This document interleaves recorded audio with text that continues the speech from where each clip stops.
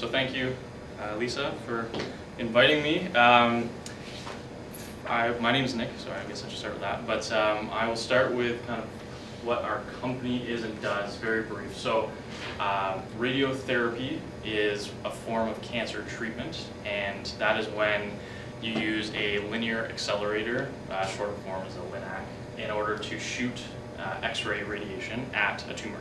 It then shrinks it, and hopefully shrinks it enough so they can remove it without too much damage. So often before they do surgery, you'll have radiotherapy, and often after surgery, they'll do radiotherapy to make sure everything in the site is gone. So that's where the company started. We're based in London, Ontario. We make phantoms and software to do quality assurance testing on those big machines. So we want to make sure that when a patient goes in and the surgeon says, okay, this is where the tumor is, this is where we need to shoot, we want to make sure that it's shooting accurately. And then what they do, so that's called your treatment plan. So our software and phantoms essentially make sure that the treatment plan is accurate and we're shooting in the right place. So what is a phantom? A phantom is anything like this. So this is a phantom in the case of DeskCAT. A phantom is something that mimics body tissue. So what is DeskCAT? DeskCAT is a CT scanner, but DeskCAT is an optical CT scanner. So it's optical, it uses light instead of X-rays. So our phantoms need to be clear, transparent or translucent, so the light can at least go through there a little bit. Since we have this optical CT scanner, I'll go into the details of it in a moment, we thought, what a great way to teach students the physics and mathematics behind medical imaging as a whole. Put a CT scanner in their hands, and they can, put in objects, scan at will. There's no radiation, there's no harm done. They can play around with it, make a software so they can see what they're doing, manipulate 3D images, and then learn the fundamentals from that. So that's what we did, and then we paired that with 10 labs that we wrote in conjunction with Western University. Physicists there helped us kind of what are the concepts that we should teach, and helped write them. And then, so that's kind of what we're doing with DeskCAT. We're selling it to whether it's undergraduate physics or graduate medical physics classes, as well as there are tons of radiotherapy schools, radiography schools, people who just want to be a tech. Generally you have a science undergraduate and then you go on. But DeskCAT, we do point source camera, flat LED light source. So it's actually the inverse geometry. And we go into the mathematics of that.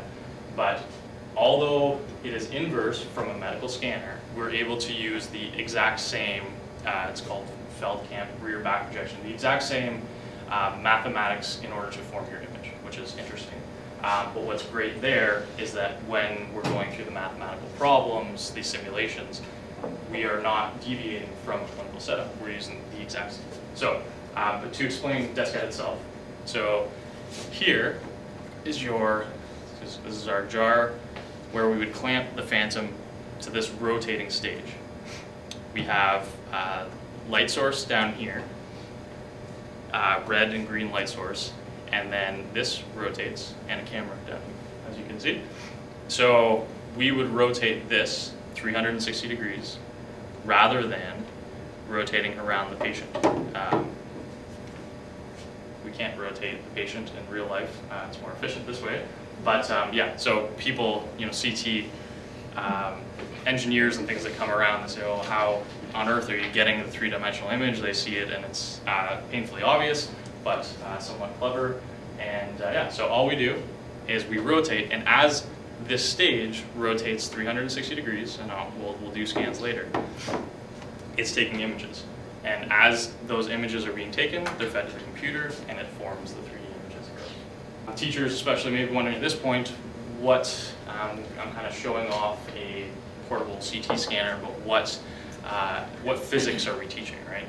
So the physics and kind of what you want to relay to the students can vary from relatively basic to, as I said, graduate university students. So this is silicone gel, and we're using light instead of X-ray. So we have water. You can see above. So this is water. There's no water here. We have thick, dark lines, no lines. The reason why we have to have water is refraction. In having light, you know, we have the inverse geometry. We're able to kind of make our way around certain things, and that's great.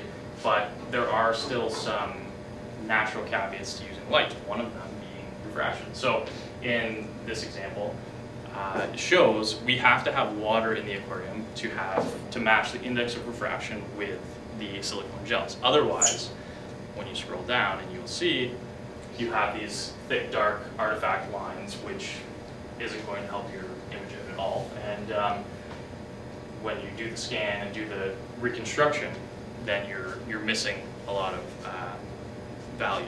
We have to fill it with water unless you're using, you know, one of our labs. It's not a silicone gel, it's just a plastic line spacing phantom inside the jar. We would obviously remove the water in that case. You pull up the software. So you're not going to learn how to use a clinical CT scanner by using this software. It's made as a physics interface. One of the things that I would like to see as we continue to grow the product is having more of a simulation-esque, you know, clinical software. You can see here, camera, video window, center slice sonogram, slice reconstruction, and 3D viewer. So we have nothing in there right now. We haven't done a scan, but I'm going to put this in. So this is our mouse phantom. You fill it with gel. We have a brain, intestines, and since it's light, again, what we've done is we've used different optical densities to make the brain is a little bit darker.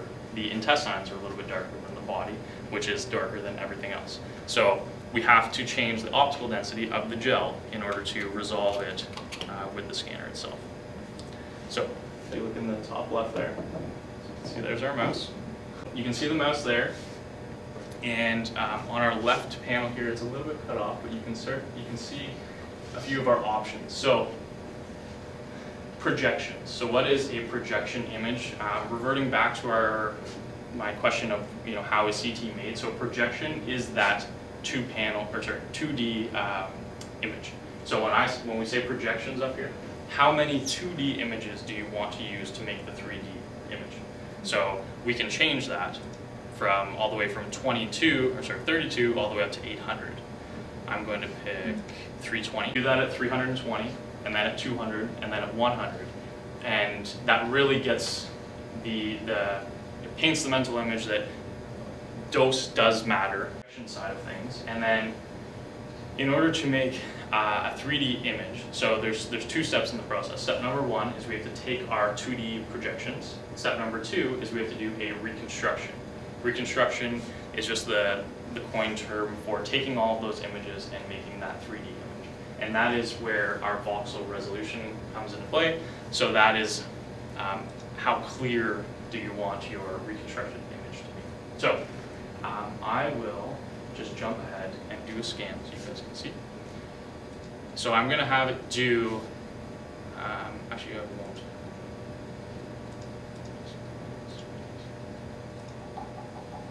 So you can hear the motor start to rotate. And we have our center slice sonogram coming down. So that is, it's taking a slice right here between the two red markers, and it's painting it down as it rotates. So you can hear the mouse move inside the scanner, and kind of as it's going through the 320 projections, it's taking this 2D image on face on, saving it to the software. 320 projection images now. And so step two is to do the reconstruction. So we picked high, and we're going to update 3D display, so we're going to hit start reconstruction. And you can see it forming in real time. It goes relatively quickly because we've already done the images, so it really isn't much. You're not asking the computer and the software to do too much. It's done. So I'm going to hit start. So this is a better way.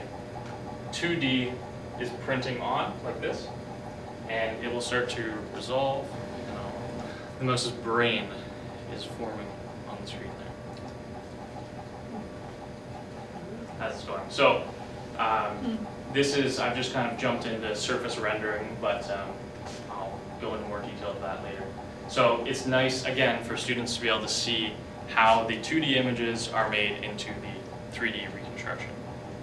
Center slice sonogram is a very common modality, again, in medical imaging, and that's why we have it here. That being said, what's going on is every projection of the 320, it's taking the center slice image. So divide this up into 320, going down, and it's just this red marker. It starts at the top. So this slice, so we've asked the students, okay, so put a ruler in, something that covers, that goes above the lines, and will not, will not rotate with the phantom. So this is a ruler just sitting in the aquarium, but not attached to the phantom. As the phantom rotates, this stays still, and you can see. And actually, another way to look at it, see how his head is stuck against the side? So you can see the head is stuck against the side now, and as it begins to rotate, his head moves here and then back as he makes the turn. So jumping back into here, so as I kind of brought some along, we have a series of different phantoms. As I said, they all have to be transparent or translucent, but we have a series of different phantoms, each with an educational goal, and each of the phantoms comes along with a particular lab. So I'll show you the 3D viewer.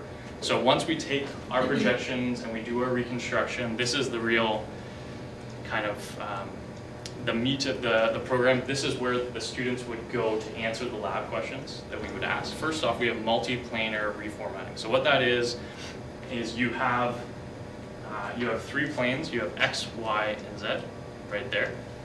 You can kind of see each of them. And then the students can go in and fully manipulate this shape. So you can turn it on end. You can move each of the planes side to side in order to resolve one particular image that you're looking for. We can change, this is the window level as a brightness level. So you can see here, we've resolved kind of, we're inside the mouse's brain. We can pick this up and really narrow down on one section of his brain.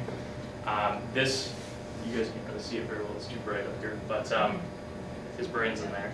I didn't actually realize that for a second. Sorry, oh, yes. That's okay.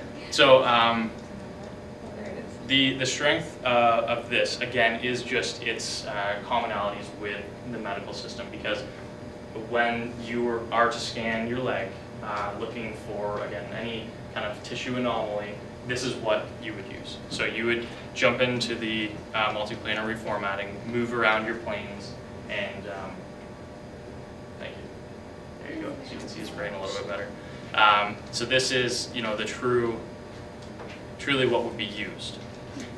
The second most common, and when I brought up that 3D printer example, would be your surface rendering. And this is what shows the mouse off the nicest, because so our ISO value again is our brightness value. So when I was saying earlier, different optical densities of that mouse. So that's different densities of brightness that I want to show through. So right now, the brain was the darkest. So there's your brain. You can manipulate all around.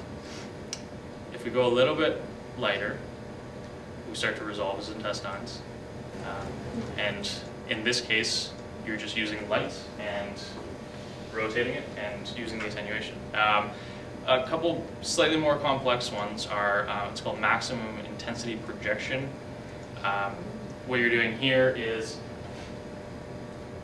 although it's a 3D image, you're taking a 2D plane and you are only plotting the brightest line on that 2D map. So right here, there's nothing here, so we're not plotting anything. The brightest point here is the brain. The brightest point here is the intestine. So that's maximum intensity projection. And then the last one is density sum. So that is taking the same 2D approach to this cube, and then you are doing a summation of all the pixelation, every single pixel along that line, and projecting that. So hopefully you guys can have a better idea of how we would do the scan, take it to 3D, and then ask the students to go in and check around. Thank you very much. Thanks for having me. Thank you. No, that's okay.